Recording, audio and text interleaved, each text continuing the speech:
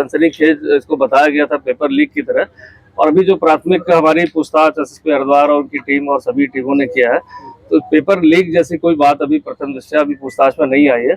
ये एक individual conduct था और जिसके पीछे अभी जो पूछताछ मिली है, कहीं ना कहीं एक कॉन्स्पिरेसी एंगल का भी लगता है कि कुछ था इसमें। तो बेसिकली अब विस्तृत पूछताछ के बाद ही इसमें स्टेटमेंट दिया जाना उचित होगा। लेकिन अभी जो है, क्योंकि इसको अभी हिरासत में ले लिया गया है, क्योंकि इस केस का हमारे वांटेड भी था, प्लस सबसे महत्वपूर्ण बात ये थी, ये जानना बहुत जरूरी था कि क्या कोई सुनियोजित तरीके से कोई षड्यंत्र था कि नहीं था। दूसरी चीज थी, क्या कोई ऑर्गेनाइज गैंग तो नहीं कि पेपर लीक के माध्यम था। तो ये स्पष्ट करना चाहूंगा कि कोई ऑर्गेनाइज इसमें गैंग नहीं था और ये मात्र एक इंडिविजुअल या कुछ लोग के बीच में मिलकर मुझे लगता है कि ये काम किया गया था। अभी जो पूछताछ में निकला, चूंकि अभी बहुत अर्ली बताना कुछ भी है, बट हम दोनों एंगल पे इसमें जांच कर रहे हैं। एक कॉन्स्पिरेसी एंगल पे कर रहे हैं और दूसरा ये है कि किस तरह से इसमें पेपर को 12 क्वेश्चन जो आउट किए थे।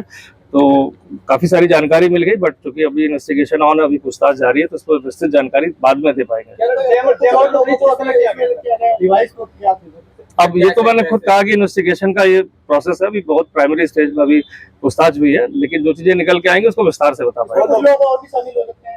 अब देखिए, इसमें जो भी शामिल था, इसमें एक तो जो अभी आज न्यायिक हिरासत में भेज दिया गया उसकी सिस्टर को, डेफिनेटली जो उसने कार्य किया है, अभी तक तो अकेले की बात पता चल रही है, लेकिन कहीं ना कहीं मुझे लगता है कि इसके पीछे कोई एक दिमाग हो सकता है इस तरह काम कोई करने को, जो अभी हमारी अलग अलग बयान स्टेटमेंट मिल रहे हैं। तो जब तक पूरी तरह वेरीफाई ना हो जाए तो कुछ कहना थोड़ा सा इसमें कठिन है। प्रोफेसर नहीं, ऐसा तो अभी ऐसा कुछ इसमें नहीं निकल गया। डेफिनेटली अभी पूछताछ तो आने वाले समय में सर और भी कुछ बड़े, ये कल तक इसको क्लियर कर देंगे, जो भी बातें आएंगी। आने वाले समय में कुछ और भी बड़े खुलासे हो सकते हैं? नहीं, बहुत बड़ा खुलासा नहीं, बस ये जो मैंने कहा, जो मेन चीज हमारी थी कि एक सुनियोजित तरीके से इसको अंजाम दिया गया, कि ये एक रैंडम एक इंडिविजुअल कंडक्ट था, इस चीज को हम देख रहे थे। और दूसरा ये देख रहे थे कि क्या परीक्षा लीक सही में, जो बात जिस तरह की सोशल मीडिया में फैलाई जा रही है कि जो है परीक्षा का प्रश्न पत्र लीक हो गया और इसके पीछे कोई गैंग है, तो डेफिनेटली प्रश्न पत्र लीक नहीं हुआ, क्योंकि 12 ही क्वेश्चन थे और इसके अलावा इसके पीछे ऐसा कोई गैंग नहीं पता चला कि कोई इसको सुनियोजित गैंग शामिल हो। हरिद्वार पुलिस और देहरादून पुलिस के संयुक्त प्रयास से अभियुक्त खालिद को भी हिरासत में लिया गया है। इससे पूछताछ की जा रही है। जो भी आगे इसमें साक्ष्य आएंगे, जिस भी तरीके से विवेचना में जो आवश्यक साक्ष्यों की हमें आवश्यकता होगी, उसी के अनुरूप आगे की विवेचना चलेगी। इसको अभी देहरादून पुलिस को हस्तांतरित किया जा रहा है, ताकि आगे की जो कार्रवाई है वो देहरादून में ही की जा सके, क्योंकि अभियोग देहरादून में कायम है। तो देहरादून पुलिस अभी इसको यहाँ से देहरादून ले जाएगी। लेकिन 1.5 घंटे तक पुलिस पूछताछ करती रही, आप भी रहे और देहरादून एसएसपी भी रहे, कुछ निकल कर आया? कुछ देखिए, काफ़ी चीज़ें मिली हैं, काफ़ी चीज़ें अभी द्वारा बताई गई हैं, कुछ चीज़ें और वेरीफाई की जानी है। तो आगे की कार्रवाई भी इस पर जारी है, क्योंकि अभी विवेचना अग्रिम स्तर पर चल रही है। इसलिए मेरे स्तर पर किसी भी तरीके से कोई इस पर कोई स्पष्टीकरण दिया जाना भी संभव नहीं है। जैसे जैसे विवेचना आगे बढ़ेगी, एसएसपी देहरादून द्वारा इस पर आपको विस्तृत रूप से बताया भी जाएगा। सर, कितने लोग इन्वॉल्व हैं सर इसमें? देखिए, मैं कह रहा हूँ, अभी विवेचना अग्रिम स्तर पर है। इस पर मेरे स्तर पर कोई भी चीज़ बताया जाना ठीक नहीं है।